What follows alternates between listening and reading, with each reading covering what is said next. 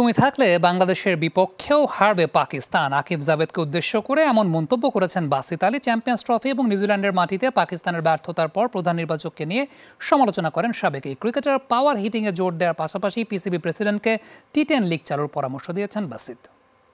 65% পর্যন্ত বিদ্যুৎ সাশ্রয়ী হাইসেন্স এসি। হাইসেন্স।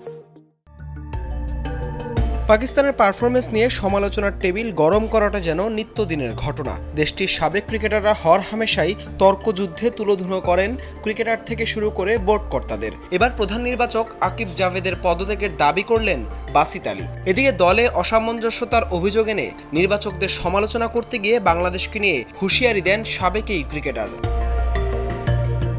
এফটিপি অনুযায়ী আগামী মাসে 5 ম্যাচ টি20 খেলতে পাকিস্তান সফরে যাওয়ার কথা রয়েছে বাংলাদেশের। আকিব নির্বাচনের দায়িত্বে থাকলে সেই সিরিজেও হারবে পাকিস্তান, ভাবনা বাসিত আলীর। নির্বাচক কমিটির পদত্যাগ করা উচিত। কিভাবে দল বানাতে হয় সেটা তারা জানে না। চ্যাম্পিয়ন্স ট্রফি থেকে এ পর্যন্ত পুরোটাই ফ্লপ শো। এমনকি টমেটো বিক্রেতা পর্যন্ত জিজ্ঞেস করেছে চ্যাম্পিয়ন্স ট্রফিতে দলে স্পিনার নেওয়া হলো না কেন।